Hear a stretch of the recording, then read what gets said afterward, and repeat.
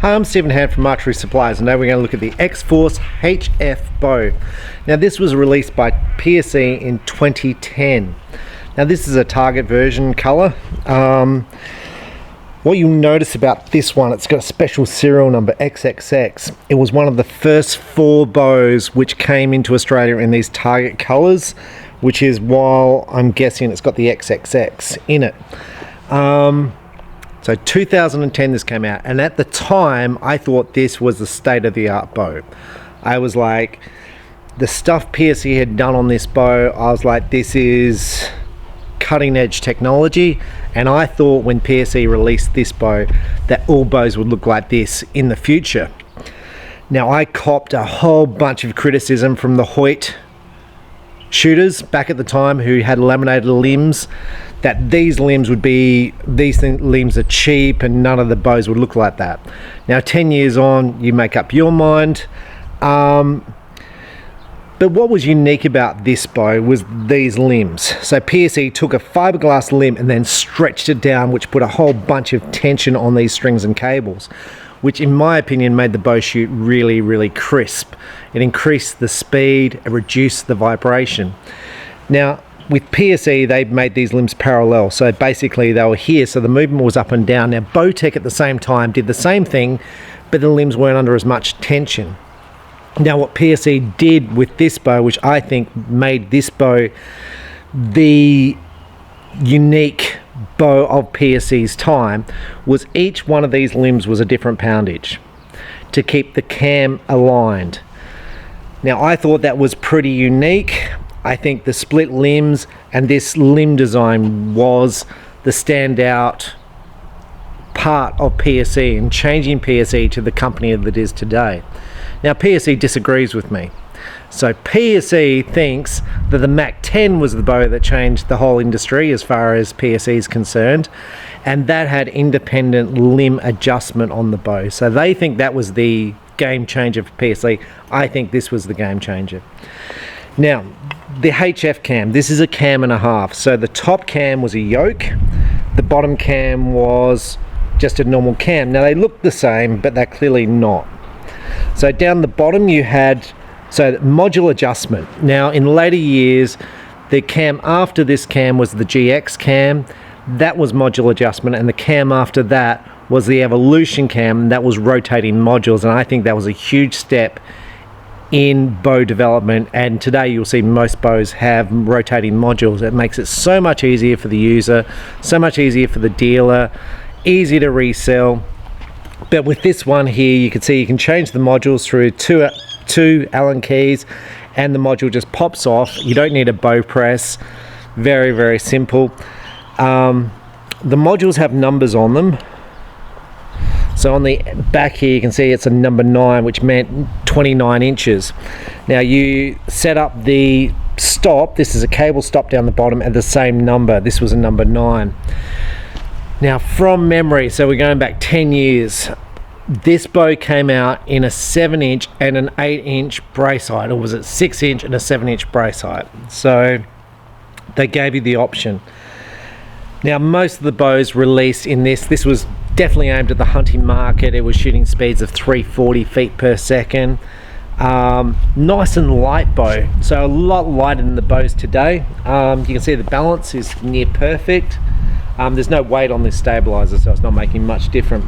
Now what you'll see with this grip, if you get to feel one, is it's much narrower than the grips today, although it still feels like a PSE, but the PSE bows today are a much wider grip. You have the multiple sight positions, which are still pretty current on all the PSEs, except for the John Dudley NTN bows, which only have the one sight position. PSE used to put the lines down the riser here and here to show you where you line up your arrow to, which was good. Fixed cable guard, so these days they're going for carbon and rollers. So back then it was like just a Teflon slide here, or a plastic. Now this is a bit interesting. So back in time, back when I was young, the way we adjusted our draw length was by changing the size of the strings. So if you make the string shorter here, you reduce your draw length. To make this string longer, you increase your draw length. So PSE here, you'll see it's got settings. of minus, 0 and plus. So at the moment this is on minus, so it should be about half an inch less than 29, so this bow should be 28.5. Now I remember back when this bow first came out and they put this bow under so much tension, I thought limbs are going to break. I was like, fiberglass cannot withstand the amount of pressure PSE put on this bow. Now this bow's 10 years old, it obviously has the original limbs. These little things here, these are dampeners. Now they bolt on, this was to absorb shock and vibration. Now this is 10 years old, you can see they're still there. Now with some of the bows these would break off. Now PSE don't have them available now as an aftermarket part, so you just basically bolt this together. These things are fitted afterwards because these are current model. I'm going to guess the bow weighs about 4.2 pounds, 4.3. It's very, very light. This is the little thing here which is standard with the PSE to bolt the PSE arrow rests, but to me this was a standout bow at its time. Now the bow that replaced this was the same bow with the GX cam, which was a bit smoother, about the same sort of speed. But the bow that replaced that, I think, was a bit of a game changer, which is this one. Now this is my actual bow. This is the Evolution. Now axle to axle you see it exactly the same, and the bows are almost identical. This is a little bit heavier, same sort of speed, but it had rotating modules. Now with this particular model, the rotating module could slide, so it wasn't in a fixed position. In later years PSE made it so they clip into exact positions, so like 28.5, 29, 29.5.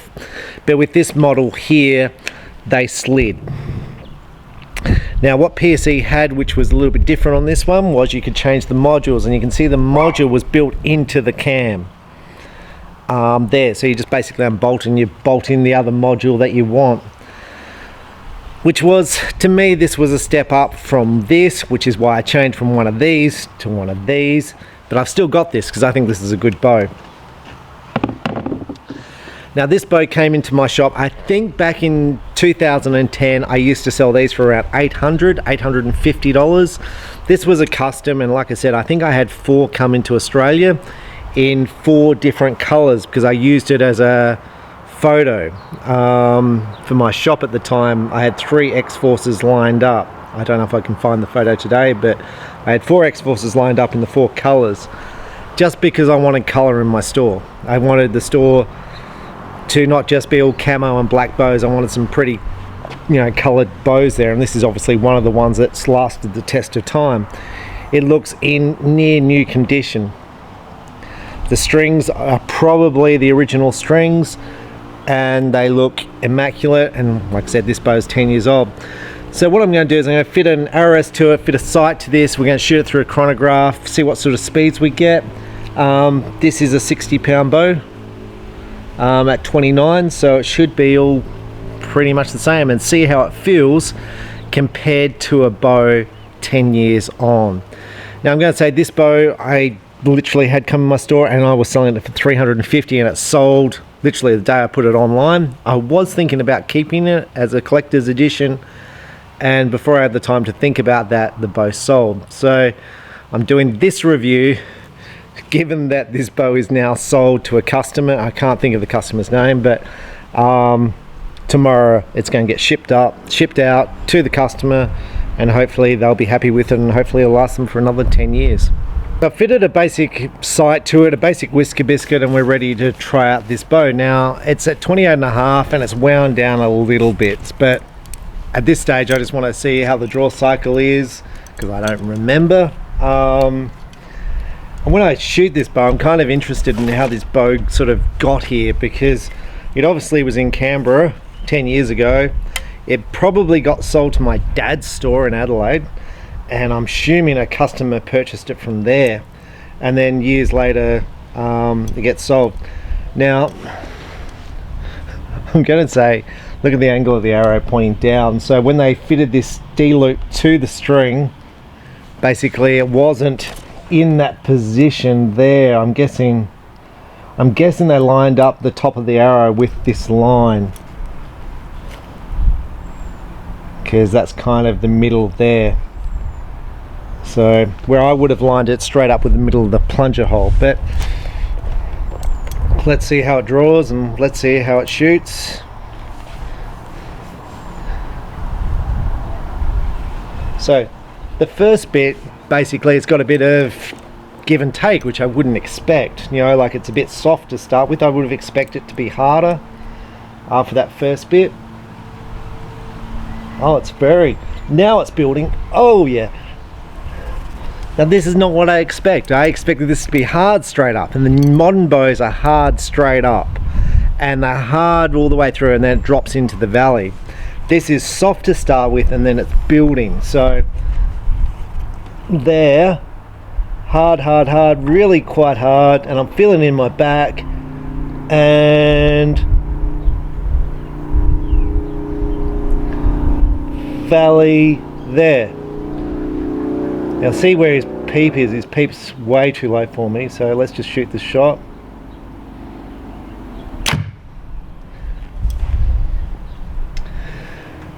Now I shot with a VAP arrow, which is a 350 spined arrow, and it had 140 grain point in it, and it shot 267. Now I shot the Bowtech Reckoning was the last review I did, and the VAP shot 260, so this is 7 feet per second faster, but this is wound down a bit. So what I found was when I got back to the valley, I really couldn't feel the valley. I still felt like I was holding like 60%. It felt like I was holding a lot of weight at the back here, and I was expecting it to be 28.5 inches. It certainly felt longer than that. I'm gonna say the draw on the modern bows is much easier. This, I could feel it all in my back, holding this bow back. Because a normal bow, sort of, some of them hit the peak and they kind of roll off slowly, some roll off quickly. This I couldn't really feel it hold off, but it was back there, right at the back. The grip is narrow, so it feels like a wheat grip. Doesn't feel like the PSE grips, which are now wider. I never had a problem with this grip. I'm going to say I never minded it. Now with this bow, back in the day, I was friends with, maybe still am, with Eric Griggs. Now Eric back in the day was the was the salesperson for Scott Archery, the release aids, and he shot for PSE. Now you'd know him through gas bowstrings, and in the day there was some issues with tuning this bow, you know, getting left kicks through paper, left tears. And what he would say, he had huge success with his bow. He said it didn't affect any of his scores, so he never worried about it. Today what you do is you move these cams left or right, so it just shows you in 10 years where things have gone. Now this arrow is a gold tip velocity. It's 400. It's got 90 grain point. It weighs 327 grain. So let's have a shot with this.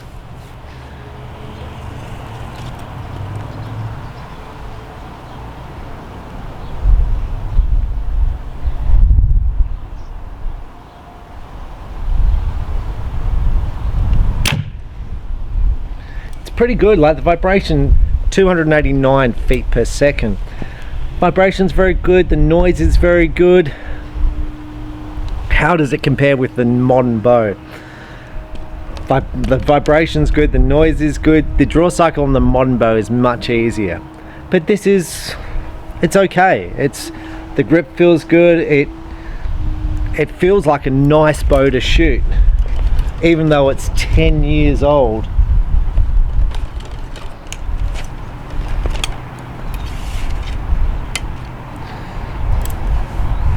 So I'm going to guess if this was wound up to 60, I'm going to guess it's probably on about 54 right now. If this was wound up to 60, I'd be shooting over 300, no problem at all.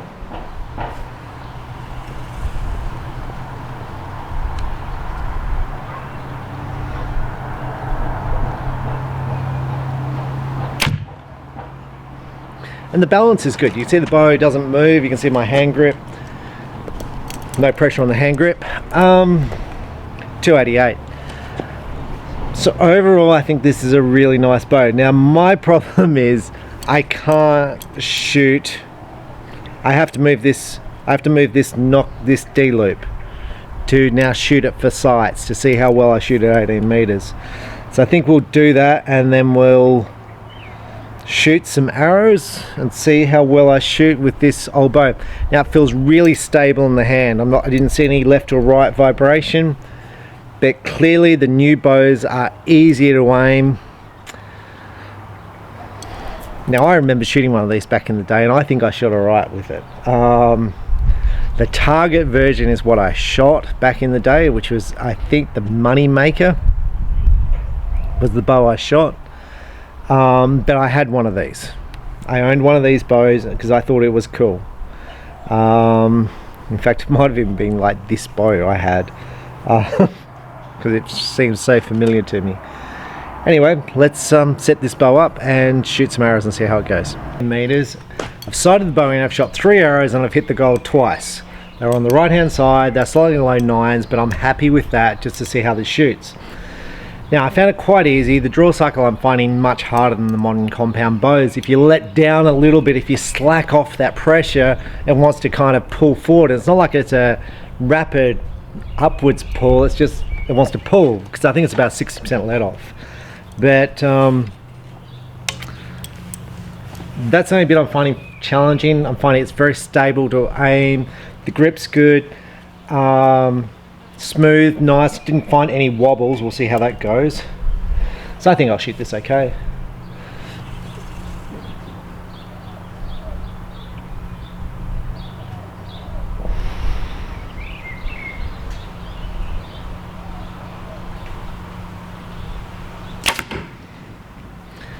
Now this got me thinking, well, how did people shoot 10 years ago versus today, and what has changed in 10 years? Strings have changed. Strings are better, the materials.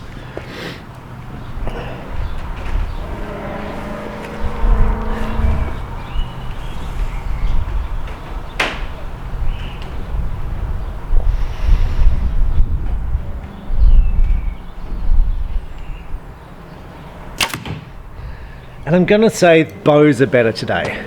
Arrows are better today. And I'm going to say what's happened is the level of archers have all improved. The elite archers are still elite archers, and they're probably shooting similar scores to what they were 10 years ago. Saying that, they've probably improved a bit, right? But still, the top archers are still the top archers, and they shoot big scores. But there's a whole bunch more of them now.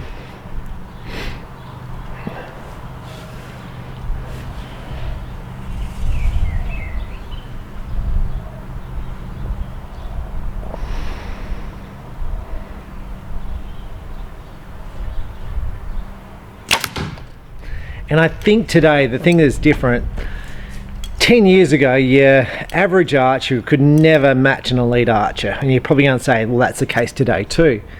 But on a good day, your average archer can shoot an amazing score. And they always run the chance of beating the top archer today, because there's not a lot of points difference in it. So if the top archer has a bad day and the average archer has a good day, they'll basically win. Where before, I think the gap difference was much greater before.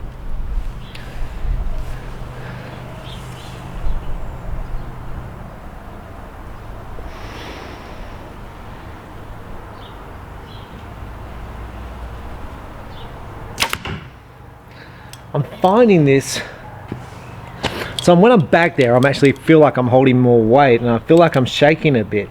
But I'm finding this riser really stable to aim. It feels like it's a deflex riser. It feels like my grip's out here and my limbs are back here. It's clearly not, but that's what it feels like to shoot.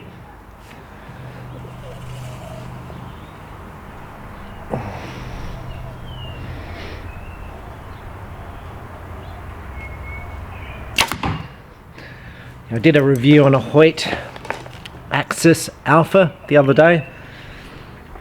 Better draw cycle than this. I'm going to say that straight up. But what I found was I found it quite twitchy on the riser, and in the video I probably shot 1 arrow or 2 arrows high or low, and the rest were good. With this, it just feels like I'm hitting the same spot every time. It just feels, I feel locked on to it. Which bow would I shoot better with would be a question, then we'll suppose we'll see. But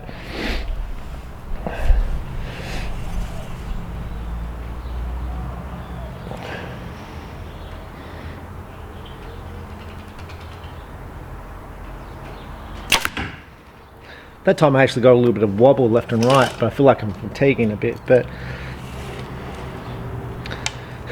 it's funny, this when I'm back here, because I feel like I'm holding so much more weight. I feel like I'm shooting the Hoyt Invicta, their new target bow.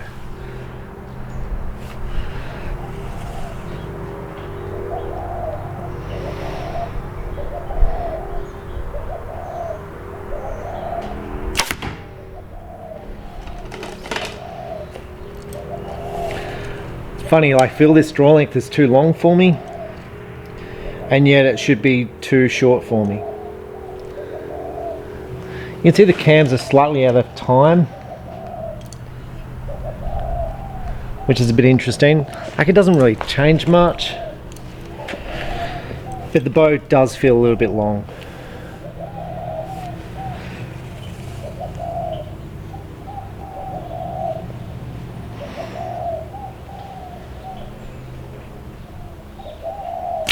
Well, I was shaking that time.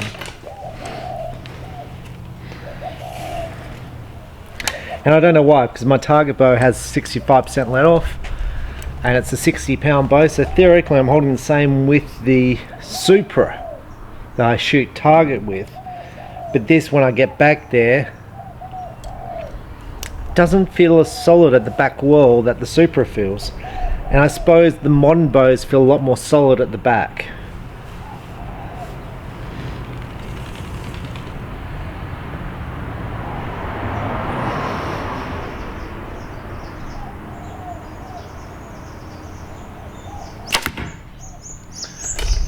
But this feels good. Now I'm going to say with bows, I have problems with people splintering limbs. Now in my state, I don't know if I've replaced a split limb. Out of all the 1,000 bows I sell, and literally I sell thousands of them, but what I find is, like, I did one the other day with split limbs, and the bow was probably only 6 months old. It came in split limbs, and I'm thinking, why is this? And then one of my staff goes, you know, he's got custom strings on it, don't you? I went, damn, someone pressed that bow. If you're gonna press these bows, press them the least amount that you can, because if you overpress these limbs, you're gonna get stress fractures in here, and they might not show up straight away. They may show up in about 100 shots, and you'll see people who do reviews on my company and they'll trash me. They're like, oh, the limb's fractured. It's like, they didn't fracture if I fitted them. But just don't overpress these bows. Don't press any bow, but especially these.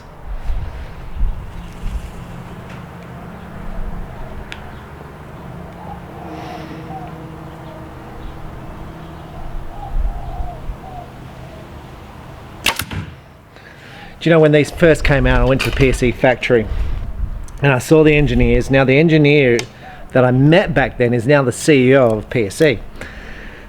And they showed me their booth where they test these bows, and they put, you know, 100 or 200 pound limbs on these bows. They shoot them through the shooting machine to simulate 25 years of shooting to make sure that rise is strong enough. They then put these limbs, like the 70-pound limbs, on a shooting machine and shoot it for to simulate it for 25 years. In the 25 years of shooting, they replace so many strings on that bow. So they know in 25 years how many strings you will replace on your bow. But the thing is, these limbs should last because it's been on a shooting machine for 25 years of continually shooting. Like, yeah, they basically leave the thing when they go at night time, and this thing's continuously shooting the bow.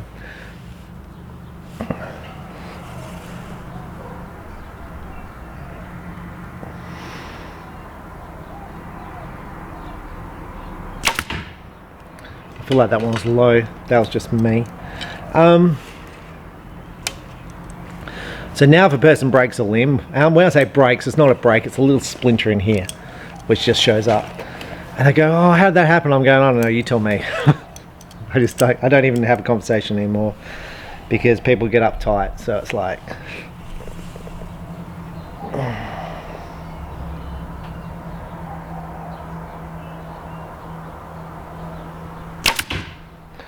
in fact, there's one guy brought a bow off me. I probably mentioned him before. 2 years later, his limbs splinter. I was like, that's weird. 2 years. What'd you change? What happened? He took it into a local archery shop and they fitted a new set of strings to the bow. I said, well, that shop's got a habit of splitting limbs. And one shop's probably going to think it's them. It's a shop in Queensland. So anyway. And I was like, so anyway, I sent him up a replacement set of limbs from PSE. And PSE you never have problems with. They just replace stuff. And I said, look, make sure they don't overpress these bows, because otherwise in 100 shots you're going to be back to me with these limbs splintered. So 100 shots later he's on the phone abusing me. I'm like, look, you've got spare limbs because only one limb splinter, you've got 3 spare limbs, so just fit one of those to the bow and I'll get you some more limbs. But he's abusing me and dropping bad comments. I'm like, oh well. Anyway, 2 years on, I don't think he shops at that store anymore. He's now shopping at a shop I supply, and they're like, oh, the guys come in for another set of limbs, and I'm like, okay. I don't know why I didn't just get rid of the bow, because he was so angry.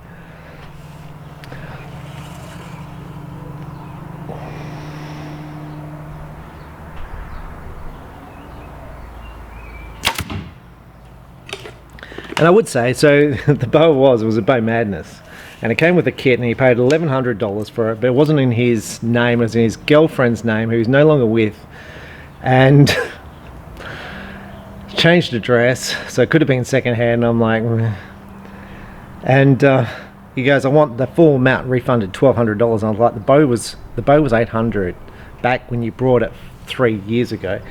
And I said, I'll give you the money back for the bow, and you can go, because I just didn't want the hassle, right? And no, I want the whole lot back. And the kit was arrows, case, release aid, quiver, sights, and all that sort of stuff.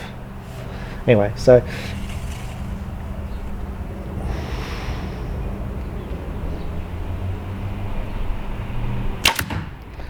was funny because I said, what arrows are you shooting? He said 400s, and I said, you don't shoot 400 spined arrows out of a 70-pound bow. He goes, you told me to buy these arrows. I said, never did. And I said, you didn't buy any arrows from me, you've only ever bought that bow off me. And that's the only thing he's ever brought off me. If it was his sale, because it might have been secondhand, right? And I said, I'd never recommend 400s, and I'd never recommend Eastern Power Flights. I said, I don't sell Power Flights, so I'd never recommend them. So you always kind of catch people out with line. And I said, if you're shooting 70 pounds, you're either shooting 300s or 350s, not 400s. 400s are for under 60 pound. So no, that's what you recommend. And I said, look, they're probably too light. Go for a 350 or go for a 300. Anyway, he goes, well, you owe me the arrows as well, which you never, anyway. Enough with that. Let's go and see this group. So I'm up here at the target. You can see I can't get my fingers around the arrows, but I think that's a pretty good group. I found the draw length was a little bit long for me. But I'm overall pretty happy with that. So some of the bows I've been testing recently, I've shot better groups than that, but for the difficulty I felt holding the bow compared to a modern bow, I'm happy with this. I'm happy with that group. I'm happy with the bow overall. Like, now that bow I sold for $350, it's got a stabilizer on there which sells for $100, which is my mistake because I was meant to take the stabilizer off and sell the bow for $350 and sell the stabilizer for $50, but it is what it is. My summary of the PSE XForce HF, I think 10 years on, it's still a nice bow. Machine limb pockets, machine riser, which is nice, lots of features. The downside is the modules. You need to buy modules. Now I have modules for this bow. So if you need to change the draw length, I've literally got them. And they weren't too badly priced. So So overall, like when you're looking to buy a secondhand bow, look at the quality of the strings. These strings are in pretty good condition, so you're not going to need a new set. Although saying that, you should probably replace them. But overall, like, it's a nice shooting bow, and at $350, now when you buy secondhand, you don't get any warranty. So I can't go back to the guy I brought this from and say, look, a limb split, I want new limbs, right? I can't do that. No manufacturer does secondhand warranties with bows, so when you buy it, you run the risk. But saying that, you know, a brand new PSE, like a PSE Stinger, it's going to cost you 550 Australian dollars. This I've got out for 350 with a $50 stabilizer on it, so 300 bucks. I think it's a pretty good buy at 300 bucks, and it sold literally 3 days after I put it online. It's in great condition. There's no chips, no marks anywhere on it I can see. I think it's really nice. Oh, this here was for the 2-piece quiver. That's a little locking nut there. Oh, so what's different? These days we've got lower little stabilizer things to set your stabilizer, but you can still fit those on the front. So overall, I think this bow's got everything you need it to have. The speed of the bow is pretty good, so it's going to compete against pretty much any bow on speed. It's just going to be a little bit harder to shoot than your $1,400 bows, but you're paying 300 bucks for it. So the PSE HF, I really like it. If you can get it at the right price in the right condition, I think it's a good bow to get your hands on if you're new to archery. Or now I'm going to say, if you're new to archery, it's better to have the bigger let off. But for the price, this thing, and if you can shoot this well like that, you're going to shoot any bow well, because it's going to encourage you to pull back on the draw. It's going to encourage you to have good shooting technique, and that's really important. I'm Stephen Hand from Archery Supplies. That's the PSE XForce. I hope that's been informative. And when I talk about, you know, problems I've had, you know, I might do 50 orders a day. We might sell, today we probably sold 6 bows in the store. I can count the number of problems I've literally had, and they just stick in your head, and it's like, oh. But these limbs, you know, these limbs are just, you know, 10 years old, and they're just perfect. So, and my bow's 8 years old, and limbs are perfect. In fact, I've never had a problem with a PSE limb, and I've been shooting them, and I shoot pretty much most days. So anyway, thanks for watching. Bye.